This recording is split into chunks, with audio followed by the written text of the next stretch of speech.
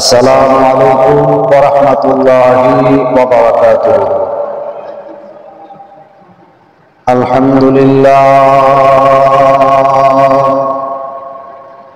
الحمد لله رب العالمين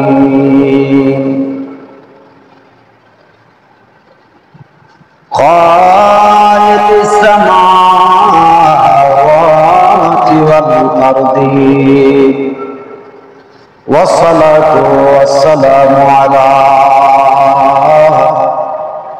رسوله محمد وآله وأصحابه وأهل بيته أجمعين. সকলে আমার সাথে মহব্বত করুন। আউযু বিল্লাহি মিনাশ শাইতানির রাজীম। ইন্না ইদ্দাতাশ শুহুরি ইনদাল্লাহি 12 শাহরা إن عدة الشهور عند الله 12 شهرا 10 شهرا في كتاب الله يوم خلق السماوات والأرض منها أربعة حرم ذلك الدين القيم فلا تظلموا فيهن أنفسكم. صدق الله العلي العظيم وصدق رسوله النبي الحبيب الكريم آمين. قال النبي صلى الله عليه وسلم أفضل الصيام بعد رمضان شهر الله المحرم رواه مسلم الله أو كما عليه الصلاة والسلام. إن الله وملائكته يصلون على النبي يا أيها الذين آمنوا صلوا عليه وسلموا تسليما. اللهم صل وسلم اللهم صل وسلم وعليه وصحابه ومعه أجمعين.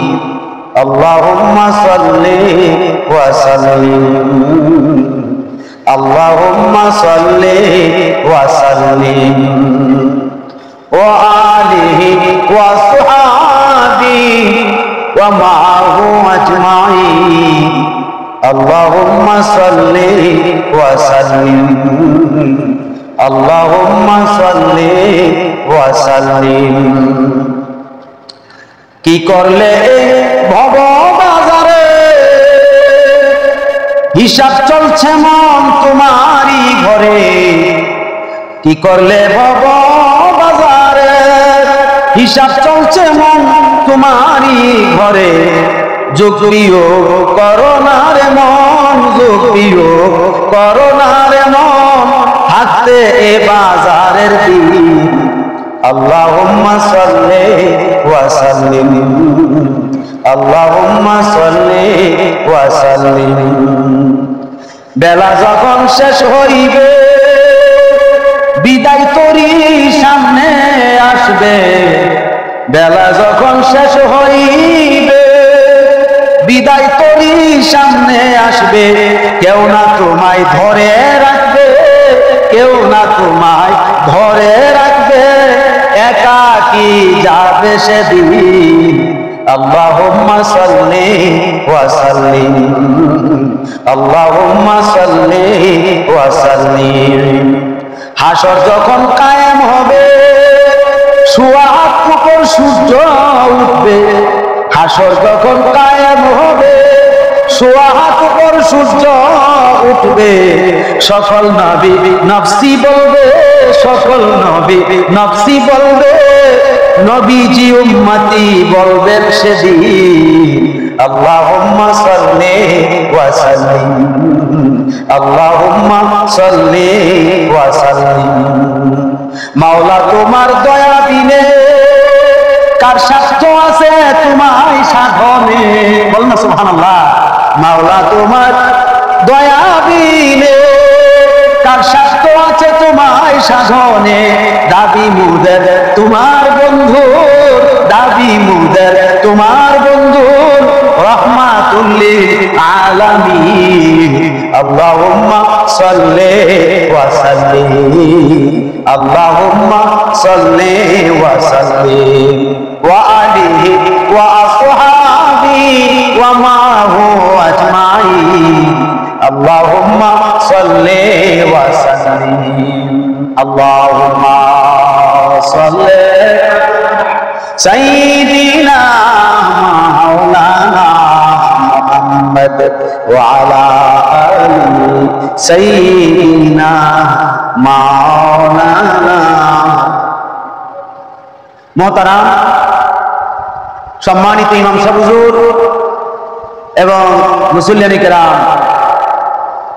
মহান আল্লাহ রাব্বুল আলামিনের দরবারে কোটি কোটি শুকরিয়া, যিনি আমাদেরকে দুনিয়াবি কাজকর্ম থেকে বিরত রেখে এই জিলহজ চাঁদের শেষ জুমায়, আজকে হচ্ছে জিলহজের 27 তারিখ। কত তারিখ? 27 তারিখ, শেষ জুমা। সামনে মুহররম মাসকে উপলক্ষ করে আমাদেরকে এই মসজিদে আসার, জুমার নামাজ আদায় করার তৌফিক দিয়েছেন। মহাব্বতে করি আলহামদুলিল্লাহ। কোটি কোটি দরুদ ও সালাম সেই দয়াল নবীজির নূরানী কদম মোবারকে, যিনি উম্মতের নাজাতের জন্য নিজের কলিজার টুকরা ইমাম হাসান হুসাইনকে আল্লাহর রাস্তায় কুরবানি হইতে বাধ্য করেছিলেন। তিনি হচ্ছেন মুহাম্মাদুর রাসূলুল্লাহ সাল্লাল্লাহু আলাইহি ওয়াসাল্লাম। মহাব্বতে করি মারহাবা। দেখেন, ধীরে ধীরে আরবি মাস 12টি মাস আমাদের কাছ থেকে বিদায় নিয়েছে। এই আরবি মাস যে 12 মাস হবে, এটা আল্লাহ পাক আগেই 1000 বছর পূর্বেই কোরআন শরীফের মাধ্যমে জানাইয়া দিয়েছেন। আরবি মাসও 12 মাস 1 বছর, বাংলাও 12 মাসে 1 বছর, ইংরেজিও 12 মাসে 1 বছর। আল্লাহ কোরআনে বলছেন সূরা তাওবাতে 36 নম্বর আয়াতে আল্লাহ বলেন, ইন্না ইদ্দাতাশ শুহুরি ইনদাল্লাহি 12 শাহরা। যেদিন থেকে আল্লাহ তাআলা গণনার সিস্টেম করে দিয়েছেন, সংখ্যা গণনা। কি গণনা? সংখ্যা গণনা। এই সংখ্যা গণনার ক্ষেত্রে আল্লাহ নির্ধারণ করছেন কি, ইন্না ইদ্দাতাশ শুহুরি ইনদাল্লাহি 12 শাহরা, অর্থাৎ 12 মাসে পূর্ণ বছর গণনার বিধান করে দিয়েছেন। বলেন সুবহান। কে করছেন? জোরে কোন কে করছেন? আল্লাহ তাআলা। ফি কিতাবিল্লাহি ইয়াওমা খালাকাস সামাওয়াতি ওয়াল আরদা মিনহা আরবাআতুন হুরুমুন যালিকা দীনুল কাইয়্যিম। যেদিন থেকে আল্লাহ তাআলা আসমান এবং জমিন সৃষ্টি করছেন, যেদিন মহান আল্লাহ তাআলা যেদিন থেকে আসমান জমিন সৃষ্টি করেছেন, সেদিন থেকে এই আল্লাহর কিতাবে, আল্লাহ তাআলার কিতাবে তার নিকট মাসসমূহের গণনা 12 মাস হিসাবে নির্ধারণ করে দিয়েছেন। বলেন সুবহান। তবে এগুলোর মধ্য থেকে মিনহা, এই মাসগুলো 12টা মাসের থেকে আল্লাহ পাক 4টা মাস নির্ধারণ করছেন। কি? আরবাতুন হুরুমুন যালিকা দীনুল কাইয়্যিম, অর্থাৎ 4 মাস আল্লাহ পাক নির্ধারণ করছেন, যে 4টা মাস আল্লাহর নিকট সবচেয়ে বেশি সম্মানী। সবচেয়ে বেশি সম্মানী কার কাছে? আল্লাহর কাছে। তো আল্লাহর কাছে যে মাস সম্মানী, এই মাসের ফজিলত জানা দরকার না? এরপরে বলছেন ফালা তাজলিমু ফীহিন্না আনফুসাকুম। আল্লাহ বলতেছেন এই 4টা মাসে তোমরা যারা দুনিয়াতে আছো, তোমরা নিজেদের নফসের উপরে জুলুম করো না। জুলুম মানে কি? গুনাহ করো না, অন্যায় অত্যাচার করিও না। বলেন না সুবহানাল্লাহ। এই নির্দেশ কার? আল্লাহ। এখন এই 4টা মাস কোন কোন মাস? এই 4টা মাস হচ্ছে, 1 নাম্বার মাস হচ্ছে রজব মাস। কি মাস? রজব মাস। 2 নাম্বার মাস হচ্ছে জিলকদ মাস, জিলকদ মাস। 3 নাম্বার মাস হচ্ছে জিলহজ মাস। 4 নাম্বার মাস হচ্ছে মুহররম মাস। বলেন না সুবহানাল্লাহ। কয়টা মাস? এই 4 মাসে আল্লাহ নিষেধ করছে ঝগড়া করো না, কাটাকাটি করো না, মারামারি করো না, যুদ্ধ বিগ্রহ করিও না, গুনাহ খাতা কসর করিও না। এটা আল্লাহ নিষেধ করছে কোরআন দ্বারা। কি দ্বারা? কোরআন দ্বারা। আর হাদিস শরীফ দ্বারাও নবীজি নিষেধ করছেন। কারণ আল্লাহর নিষেধের পক্ষে নবী আসেনি। কথা কোনো আসেনি? আসেনি। সুতরাং নবীজিও নিষেধ করছে, হে আমার উম্মতরা, এই 4 মাসে তোমরা ঝগড়া ফাসাদ, কাটাকাটি, মারামারি, রক্তপাত করিও না, অন্যায় অত্যাচার করিও না, নিজেদের মধ্যে ঝগড়া ফাসাদ করিও না, নিজের নফসের প্রতি জুলুম করো না, গুনাহ খাতা কসর করিও না। নিষেধ করছে আল্লাহ, নিষেধ করছে নবীও। এখন আমরা একটু হিসাব মিলিয়ে দেখি, এই 4 মাসে আমরা ঝগড়া হয়েছে কিনা, জুলুম হয়েছে কিনা, অন্যায় অত্যাচার হয়েছে কিনা? এটাতে বাদ থাকতে পারে না। এই জন্য হাদিস শরীফে নবীজি বলছেন, ইন্নাল মুহাররামা শাহরুল্লাহ, নিশ্চয় মুহররম মাস আল্লাহর সম্মানিত মাস। ইন্নার রজবা শাহরুল্লাহ, নিশ্চয় রজব মাস আল্লাহর সম্মানের মাস। বলেন না সুবহানাল্লাহ। ইন্না যুলকাদাতা শাহরুল্লাহ, নিশ্চয় জিলকদ মাস আল্লাহ পাকের সম্মানের মাস। ইন্না জিলহজ্জাতা শাহরুল্লাহ, নিশ্চয় জিলহজ মাস আল্লাহ পাকের কাছে সম্মানের মাস। এজন্য নবীজি বলছেন হাদিস শরীফে যে মুমিন মুসলমানের জন্য রমজান মাসের রোজা হইল ফরজ। রমজান মাসের রোজা হইল কি? ফরজ। এই ফরজ মুমিন মুসলমানের জন্য রমজান মাসের রোজা। কিন্তু নবীজির জন্য আশুরার রোজাও ফরজ ছিল। আশুরার রোজা কি? ফরজ ছিল। নবীজি চিন্তা করে দেখলেন যে আশুরার রোজা তো আমার উম্মত সবাই পালন করতে পারবে না, যেহেতু রমজানের রোজা ফরজ করছে, সুতরাং আমার উম্মতের জন্য এই ফরজ হিসাবে রমজানের রোজাই যথেষ্ট। আর আশুরাকে নবীজি নফল রোজা হিসাবে স্বীকৃতি দিলেন। কি? আল্লাহর নবী বলছেন সহিহ মুসলিম শরীফে, আফতালুস সিয়ামে বাদা রমাদানা শাহরুল্লাহিল মুহাররম, অর্থাৎ রমজান মাসের পরে আমার নবী বলেন, হে আমার উম্মত, রমজান মাসের পরে তোমাদের জন্য নফল রোজার ক্ষেত্রে সবচেয়ে অধিক উত্তম রোজা হলো মুহররম মাসের রোজা। সেটা কোন কোন তারিখ? মুহররমের 9 তারিখ, মুহররমের 10 তারিখ, মুহররমের 11 তারিখ। কয়দিন? অক্ষরে 2টা একদম বলছেন, 9, 10, 9, 10 অথবা 10, 11 অথবা 10, 11। কিন্তু 9, 10, 11 তিনটা রাখলেই উত্তম। সুবহানাল্লাহ বলবেন না? এটার ফজিলত কি? নবীজি বলছেন হাদিস শরীফে যে এই আশুরা রোজা যে ব্যক্তি পালন করবে, এই আশুরা রোজা অর্থাৎ মুহররমের 9 তারিখ, 10 তারিখ, 11 তারিখ, এই 3টা রোজা মতান্তরে 9, 10, এই 2টা রোজা পালন করবে, নবীজি বলছেন সে সারা বছরের রোজা রাখার মর্যাদা লাভ করবে। সেজন্য সারা বছর রোজা রাখছে। এরপরে দেখেন এই আশুরার তারিখের অনেক ঘটনা আছে।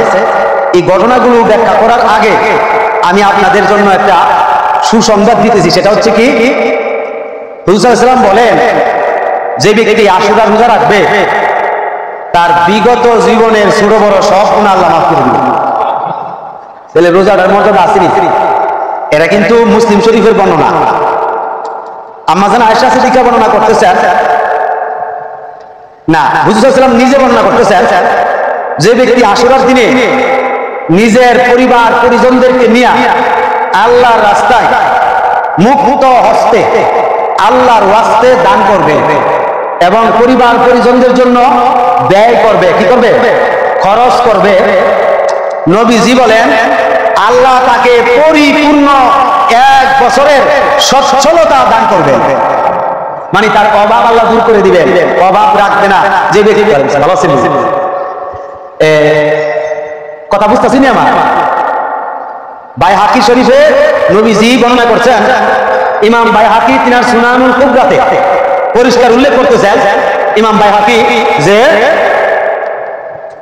নবীজির উম্মতের মধ্যে যদি কেউ তার পরিবার পরিজনদের জন্য এই আশুরার দিনে বেশি করে খরচ করে, কি করে অর্থাৎ আশুরার দিনে খরচ করে, ব্যয় করে আর কি, অর্থ ব্যয় করে পরিবার পরিজনদের জন্য খরচ করে, আল্লাহ রাব্বুল আলামিন তাকে পরিপূর্ণতা সচ্ছলতা দান করবেন। তাহলে আল্লাহ যারা সচ্ছলতা দান করে, আল্লাহ যাকে সচ্ছলতা দান করে তারে কি কেউ অসচ্ছলতা করতে পারবে?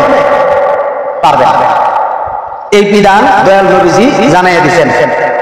শুধু তাই নয়, হ্যাঁ, যে ব্যক্তি মুহররমের 10 তারিখে, কোন তারিখে? 10 তারিখে হারাম সময় 3টা আছে না? সূর্য লাল হইতেছে, উঠতেছে, আবার মাথার উপরে সূর্য, আবার অস্ত যাওয়ার সময় লাল আসেনি? এই 3টা সময় ছাড়া, এই 3টা সময় ছাড়া, এই মুহররমের 10 তারিখে 3টা সময় ছাড়া নবীজি বলছেন এই 10 তারিখে আমার উম্মতের মধ্যে যে ব্যক্তি 4 রাকাত নফল নামাজ পড়বে, এই নিয়মে, কি নিয়ম? যে প্রতি রাকাতে সূরা ফাতিহার পর 15 বার সূরা ইখলাস পড়বে, কুল শরীফ পড়বে। এই নামাজের ফজিলত সওয়াব রেসানি ইমাম হাসান এবং ইমাম হুসাইন রাদিয়াল্লাহু তাআলা আনহুমা সহ আহলে বায়াত সকলের রুহানিতে বকশিশ করে দিবে। আল্লাহর নবী বলেন হাসরের ময়দানে, কিয়ামতের ময়দানে আহলে বায়াতগণ কার জন্য শাফায়াত করবে? তাহলে মর্যাদা আসেনি? জোরে কর না, আসেনি? আসেনি? কয় রাকাত নামাজ? কোন দিন? মুহররমের 10 তারিখ। 3টা টাইম ছাড়া, হারাম 3টা টাইম আছে না, ওই হারাম 3 টাইম ছাড়া যেই কোনো সময় 4 রাকাত নামাজ এক সালামে। কয় সালামে? এক সালামে, অথবা 2 রাকাত কইরা, এই না 4 রাকাত নামাজ যেহেতু বলা হয়েছে 2 রাকাত কইরা 2 সালামে, কিন্তু এখানে আসছে 4 রাকাত নামাজ 2 রাকাত কইরা পড়ার কোনো নিয়ম দেয় নাই, দিছে কি ফুল 4 রাকাত এক সালামে। কয় সালামে? এক সালামে 4 রাকাত নামাজ যে ব্যক্তি প্রতি রাকাতে সূরা ফাতিহার পর কুল হুয়াল্লাহু শরীফ 15 বার পড়বে প্রত্যেক রাকাতে 4 রাকাত নামাজে, এবং এই 4 রাকাত নামাজের সওয়াব রেসানি নবীজির আহলে বায়াত যারা ছিল, অর্থাৎ ইমাম হাসান, ইমাম হুসাইন, আম্মা জান ফাতেমাতু জোহরা, মাওলা আলী শেরে খোদা এবং ইমাম হুসাইনের সঙ্গী সাথী যা আছে 72 মতান্তরে 83 জন, সকলের রূহটাকে বকশিশ করে দিবে। নবীজি বলছেন হাসরের ময়দানে, কিয়ামতের ময়দানে তাদের জন্য, অর্থাৎ ওই ব্যক্তির জন্য তারা সবাই আল্লাহর কাছে সুপারিশ করে যে আল্লাহ এই ব্যক্তিটা আমার দয়াল নবীর প্রিয় উম্মত। আপনি জোরে বলেন সুবহানাল্লাহ। না 4 রাকাত করতে হবে, আর শুধু আতায়াত মেরে উঠে যাবেন না। সালাতুন ইয়া রাসূলুল্লাহ আলাইকুম সালামুন ইয়া, আরো মহব্বত করেন, সালাতুন ইয়া রাসূলুল্লাহ আলাইকুম সালামুন ইয়া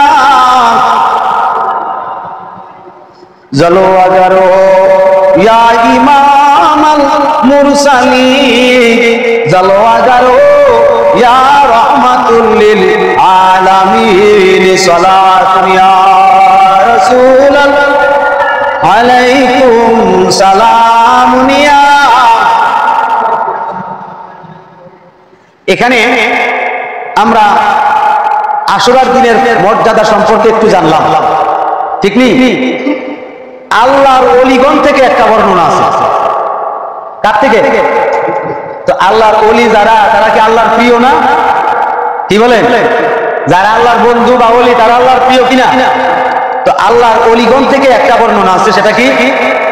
এই মুহররমের 10 তারিখে যেই ব্যক্তি 2 রাকাত নামাজ পড়ে, কয় রাকাত? প্রথম রাকাতে আলহামদু শরীফের পরে সূরা আনআম, এবং দ্বিতীয় রাকাতে আলহামদু শরীফের পরে সূরা ইয়াসিন পাঠ করবে। এই পয়রা 2 রাকাত নামাজ আদায় করবে। আল্লাহর বন্ধুগণ বলেন সে 1000 বছর ইবাদতের মর্যাদা লাভ করবে। এখন 1000 বছর, এটা কি সাধারণ কথা? হ্যাঁ, সূরা আনআম প্রথম রাকাতে, সূরা ফাতিহার পরে দ্বিতীয় রাকাতে, সূরা ফাতিহার পরে সূরা ইয়াসিন। এখন সবার কি সূরা আনআম মুখস্থ আছে? সবার কি সূরা ইয়াসিন মুখস্থ আছে?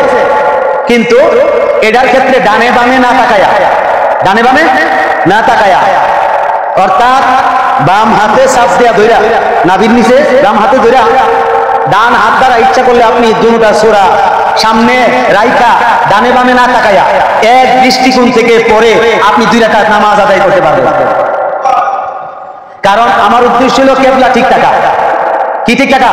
কেবলা, কেবলা যাতে আমার নষ্ট না হয়। কেবলা নষ্ট হবে কি?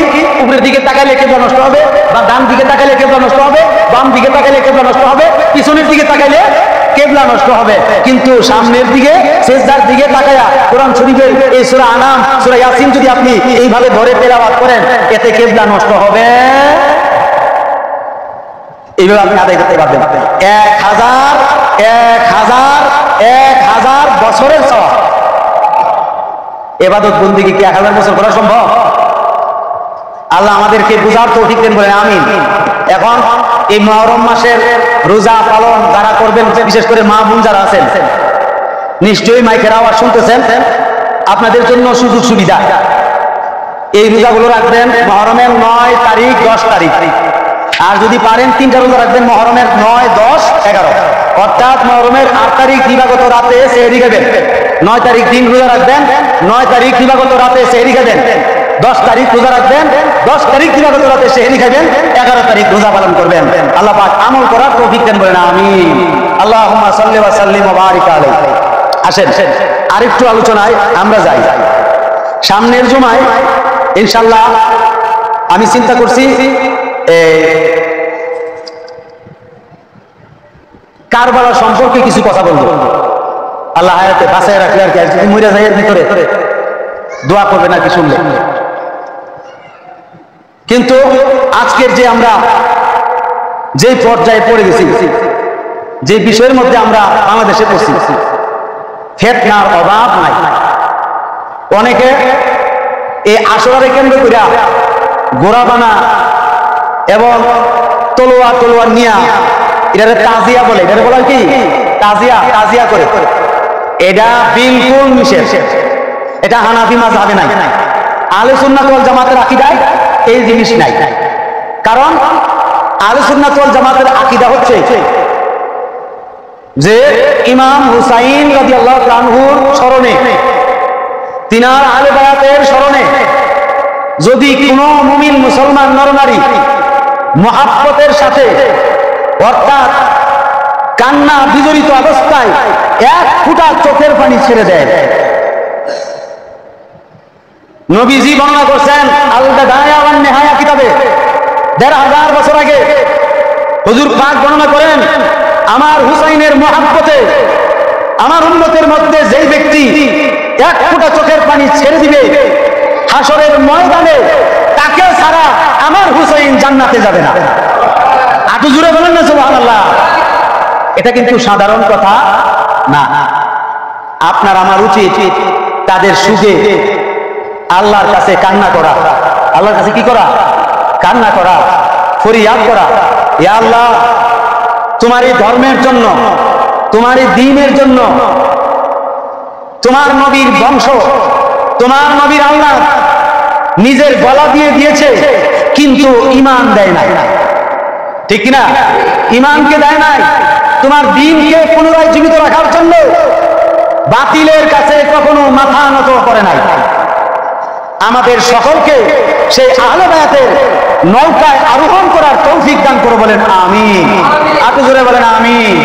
আহলে বায়াতের নৌকা নূহ নবীর কিস্তির মতো। নূহ নবীর কিস্তি যেমন মহাপ্লাবনে ডুবে নাই, আল্লাহর নবী বলেন আহলে বায়াতের নৌকা কিয়ামত হয়ে গেলে নৌকা ডুববে না। নৌকা ততক্ষণ পর্যন্ত চলতে থাকবে যতক্ষণ পর্যন্ত জান্নাত পর্যন্ত না পৌঁছবে। সেই নৌকায় আমরা উঠতে চাই। সেটা হচ্ছে কি? আহলে বায়াতের মহব্বত। আহলে বায়াতের মহব্বত। নবীজি বলেছেন মান আহাব্বাহুম, যেই ব্যক্তি আমার এই আহলে বায়াতকে ভালোবাসবে, ফাকাদ আহাব্বানি, সেই ব্যক্তি নিঃসন্দেহে আমাকে মহব্বত করেছে। ওয়া মান আবগাদাহুম ফাকাদ আবগাদানি, নবীজি বলছেন তাদেরকে যে যারা কষ্ট দিবে কথার দ্বারা অথবা কর্মের দ্বারা, নিঃসন্দেহে সে যেন আমাকে কষ্ট দিয়েছে। তো নবীজি কষ্ট পাইলে কষ্ট পায় কে? জোরে বলেন, নবীজি কষ্ট পাইলে কষ্ট পায় কে? ইমাম হাসান হুসাইন এবং আহলে বায়াত কষ্ট পাইলে নবী কষ্ট পায় কি পায় না? তাহলে নবী কষ্ট পাইলে কষ্ট পায় কে? স্বয়ং আল্লাহ। এই জন্য আল্লাহ কোরআনে বলছেন, ইন্নাল্লাযীনা ইউযুনাল্লাহা ওয়া রাসূলাহু লাআনাহুমুল্লাহু ফিদ দুনিয়া ওয়াল আখিরাহ আ'আদ্দা লাহুমুল আযাবাল মুহিনা।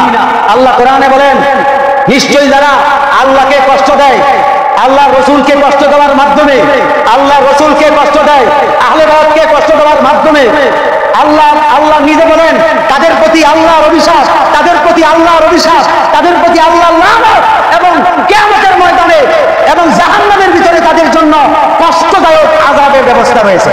জোরে বলেন নাউজুবিল্লাহ। তাহলে বোঝা গেল আহলে বায়াতকে কষ্ট দিলে নবী কষ্ট পায়, নবী কষ্ট পাইলে আল্লাহ কষ্ট পায়।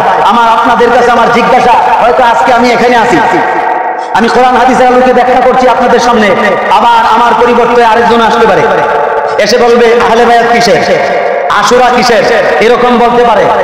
সাবধান, হুঁশিয়ার, সাবধান, সাবধান। তাদের কথায় করে ঈমান নষ্ট করবেন না, কারণ যার অন্তরে আহলে বায়াতের মহব্বত থাকবে না, সে কোনোদিন ঈমানদার থাকতে পারবে না।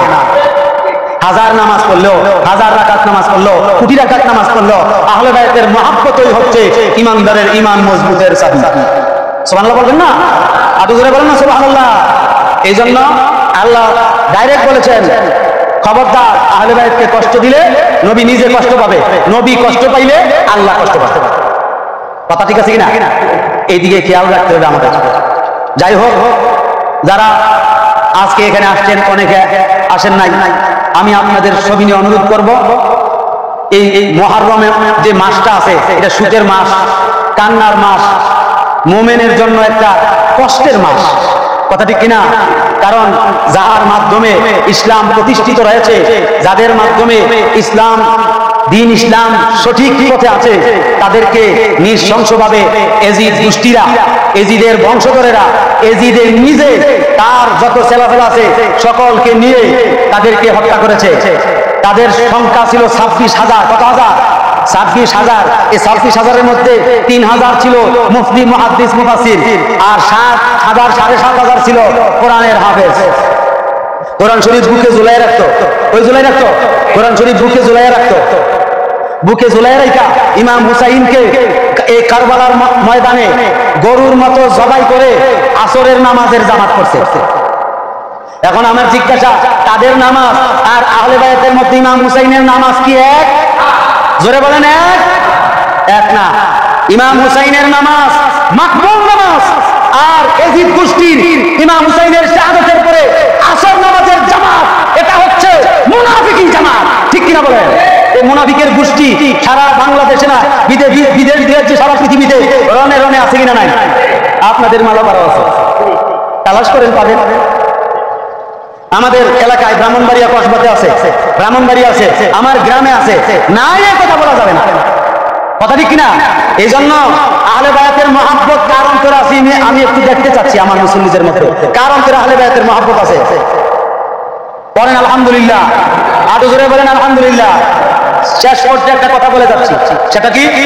নবীজি বর্ণনা করেছেন, আল বিদায়া ওয়ান নিহায়াত আছে, সহিহ মুসলিমও আছে, বুখারীতেও আছে। আমার নবী বর্ণনা করেন, আমার উম্মত, তুমি যদি দেখো আমার এই ফিতনা ফাসাদের জামানায় তুমি তোমার নামাজ দ্বারা, রোজা দ্বারা, ইবাদত বন্দেগীর দ্বারা ঈমানকে বাঁচায় রাখতে পারতেছো না, ঈমানকে হেফাজত করতে পারছো না, অন্তত পক্ষে নামাজ রোজার পাশাপাশি আহলে বায়াতের নৌকাটাকে আঁকড়াইয়া ধরে রাখো। আহলে বায়াতের নৌকাটাকে আঁকড়াইয়া ধরে রাখো, এটার থেকে বিচ্ছিন্ন হয় না, কেননা এই নৌকা জান্নাতে গিয়েই থামবে। নবীজি বলছেন, নবীজি কি মিথ্যা বলেন? নবীজি কি মিথ্যা বলতে পারে? নাউজুবিল্লাহ মিন যালিক। নবীজি বর্ণনা করেছেন যে অন্ততপক্ষে আহলে বায়াতের ঝান্ডাটা, রশিটা ধরে রাখো, এটার থেকে বঞ্চিত হয় না। এই কথাটা আমার বুঝে আসছে কিনা? জোরে কন্যা বুঝে আসছে কিনা? তাহলে আমরা ফেতনা ফাসাদের জমানায় পড়ছি কিনা? জোরে কন্যা পড়ছি কিনা? পরিষ্কার বলতেছে এজিদের কোনো দোষ নাই, ইমাম হুসাইনের দোষ ছিল। নাউজুবিল্লাহ কি আসতে দেবে? ইমাম হুসাইনের যে দোষ তালাশ করে, তো ইমাম হুসাইন কি আহলে বায়াত থাকে? কারণ আহলে বায়াত মানে কি? পুত পবিত্র 4 জন সদস্য, পুত পবিত্র 4 জন সদস্য। আল্লাহ নিজে বলেছেন তাদেরকে আমি চিরতরে পবিত্র করে দিয়েছি, তাদেরকে অপবিত্র করার কোনো সুযোগ কারো নাই। তাইলে যেই ব্যক্তি ইমাম হুসাইনের দোষ তালাশ করব, মনে করতে হবে সে মুনাফিকের দলের ট্যাবলেট খাইছে। কথা কোন ঠিক কিনা? কারণ আহলে সুন্নাত ওয়াল জামাতের আকীদা, আহলে বায়াতের মুহাব্বত ইমানের একটা অংশ। এই অংশ থেকে যে বাদ যাবে সে মুমিন থাকবে না। তার পাশাপাশি সাহাবায়ে কেরামের মুহাব্বত না, শুধু সাহাবায়ে কেরামদেরকে সম্মান করতে হবে। এই সম্মান করাও ইমানের পরিচয়। কথা ঠিক কিনা? কেউ আছে শুধু আহলে বায়াতকে মুহাব্বতের বুঝি বানায়া শিয়া হয়ে যেতেছে। কি হয়ে যেতেছে? শিয়া সম্প্রদায় মানে রাফিজি। কি কয় জানেন? ডাইরেক্ট কয় যে হযরতে আলী রাদিয়াল্লাহু আনহু আলী আলী জিকির করলেই হাশরের মাঠে নাজাত। না, এগুলি শিয়াদের আকীদা। আহলে সুন্নাতের আকীদা হচ্ছে খোলাফায়ে রাসূল। কয়জন? জোরে কোন কয়জন?